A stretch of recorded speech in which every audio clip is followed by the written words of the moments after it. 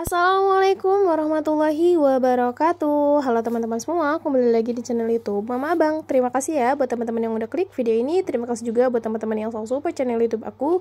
Dan aku ucapkan selamat datang untuk yang baru hadir di channel YouTube Mama Abang. Alhamdulillah tabarakallah ya teman-teman. Kali ini aku akan cash stuffing di budget minggu kelima di bulan Oktober 2024 dari tanggal 28 sampai tanggal 31. Dan mohon maaf banget ya teman-teman, aku upload videonya itu benar-benar telat banget. Tapi nggak apa-apa lah ya, karena ya aku kan memang selalu melakukan budgetingnya tuh alhamdulillah tepat waktu, karena ya anggarannya kan mau dipakai ya. Cuman untuk ngeditnya itu teman-teman aku belum menyempatkan, atau bukan menyempatkan, belum keedit aja gitu teman-teman. Tapi jujur li ya teman-teman, aku tuh sebenarnya pengen banget ya kalau misalkan bikin video sekalian voice over ya, biar nanti itu pas ngedit videonya tinggal ngedit efek atau durasi dan lain sebagainya ya, jadi nggak usah voice over lagi. Tapi ya gimana ya, qadarullah ya teman-teman, karena di sini tuh selalu ramai ya, jadi ya mohon maaf pasti banyak suara-suara masuk gitu. Oke teman-teman, tapi mudah-mudahan teman-teman selalu nyaman ya nonton video aku, dan tentunya bisa selalu singgah ke channel YouTube aku. Amin, amin ya rabbal alamin. Oke, di sini aku akan evaluasi dulu ya. Untuk kategori yang pertama ini untuk groceries, itu budgetnya nggak ada sisa. Kemudian untuk budget makan juga nggak ada. Lanjut untuk budget jajan, alhamdulillah ya masih ada sisa Rp1.000, meskipun hanya 1.000, cuman ya benar-benar berharga banget ya teman-teman. Uang receh tuh kalau dikumpulin, dia bawa teman-temannya tuh udah luar biasa banget pokoknya ya. Nah lanjut lagi untuk keperluan abang, bensin, dan pegangan istri itu udah habis total. Kemudian untuk budget jaga-jaga masih ada sisa ya 5.000. Tapi kenapa di sini nggak aku tulis ya sisa budgetnya? Mohon maaf ya teman-teman, kayaknya ini ada kesalahan teknis. Nah lanjut untuk wifi dan listrik itu juga udah habis ya budgetnya, karena emang budgetnya tuh udah ngepres dan pas banget gitu. Nah jadi untuk sisa anggaran di minggu keempat bulan Oktober tahun 2024 ini sisanya ada Rp7.000. Alhamdulillah ya teman-teman, tetap disyukuri, karena balik lagi suksesnya budgeting itu bukan soal bersisa ataupun enggak, melainkan kita bisa mengeluarkan budget sesuai dengan anggaran yang udah kita targetkan gitu. Nah di sini untuk budget weekly di minggu kelima ya, dari tanggal 28 sampai tanggal 31, yang pertama yaitu ada budget makan. Aku anggarkan cuma 60.000 aja ya, karena ya terbilang cuma nggak nyampe 1 minggu. Jadi pasti dikuranginnya cukup banyak. Dan tentunya aku juga dihitungnya tetap aja 15.000 per hari gitu ya teman-teman. Lanjut untuk budget jajan 20.000, bensin 12.000, pegangan istri 10.000, dan budget jaga-jaga ini 8.000. Jadi total anggaran di minggu kelima ini sebanyak 110.000 ya teman-teman. Mungkin terbilang sangat kecil ya, tapi ya gimana, ini kan cuman beberapa hari aja, cuman dihitung 4 hari, ini udah alhamdulillah cukup. Dan untuk anggaran beras pun masih ada gitu ya teman-teman. Nah ini untuk sisa budget aku simpen dulu ke paling depan ya, biar nggak tercampur. Nah ini dia aku mengeluarkan my bank aku atau ATM berjalan.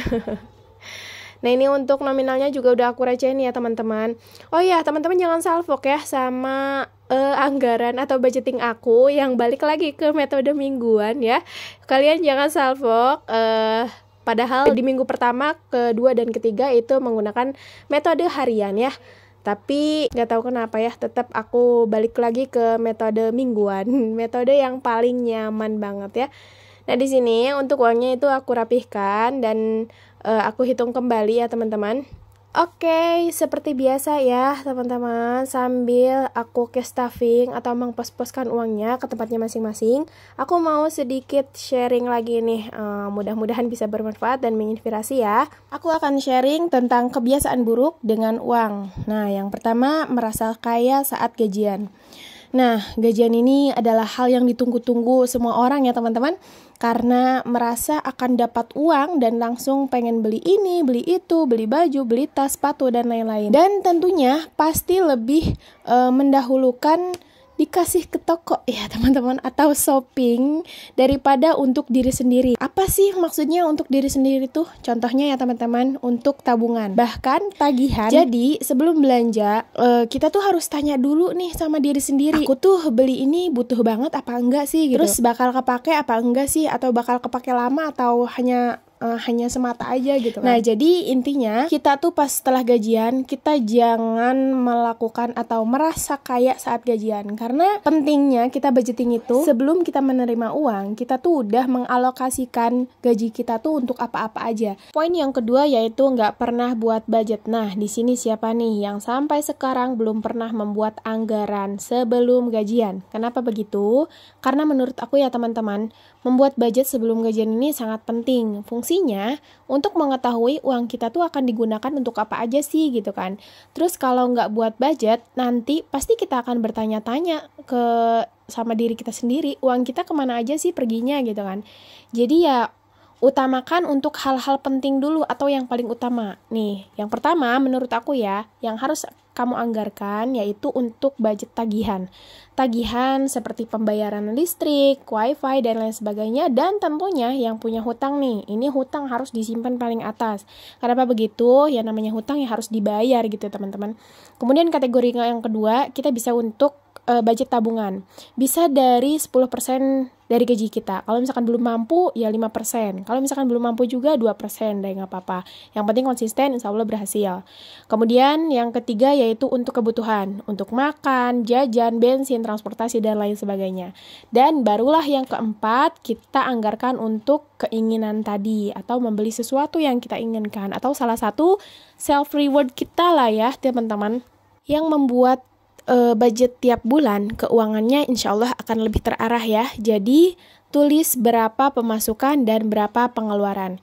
Ingat, budget yang sudah dibuat harus dipatuhi ya. Biar apa? Ya biar kita bisa berhasil dalam mengalokasikan budget gitu, atau dalam budgeting. Poin ketiga, nggak pernah menghitung pengeluaran. Nah, ini juga nih sangat penting banget dan kadang sering banyak dilupakan oleh teman-teman, termasuk aku juga ya. Jadi tenang, kalian gak sendirian.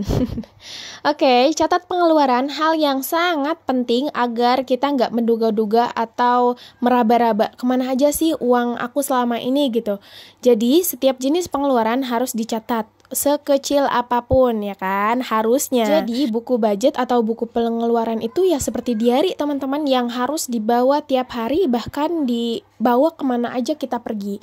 Tapi kalau untuk sekarang aku bukan buku diary ya teman-teman, melainkan handphone, dan di dalamnya itu ada catatan atau memo. Nah itulah yang selalu aku bawa ya teman-teman, karena ya mungkin sedikit ribet ya untuk aku yang memiliki balita yang mana-mana harus bawa buku kecil sama pulpen.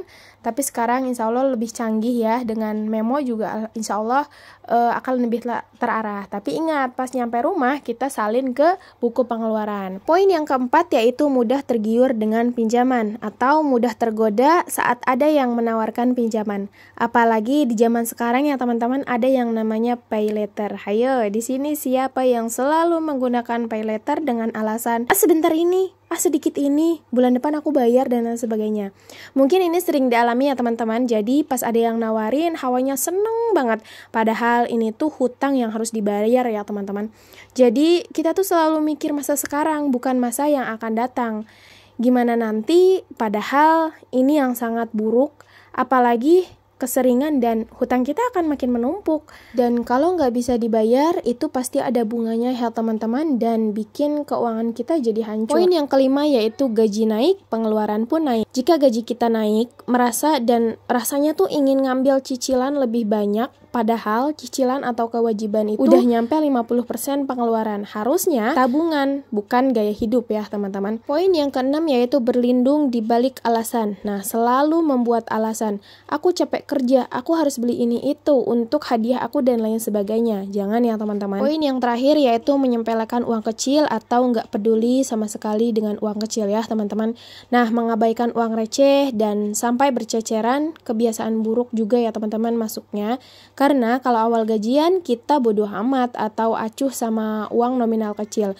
Giliran udah bokeh, dicari sampai ke kolong meja dan lain sebagainya. Jadi mohon dengan sangat ya teman-teman jangan pernah menyepelekan, dan kalau nemu uang receh itu disisihkan. Nah mungkin segini aja ya teman-teman video yang aku share. Mudah-mudahan video yang aku dapat share ini bisa menginspirasi dan bisa bermanfaat buat teman-teman semua ya.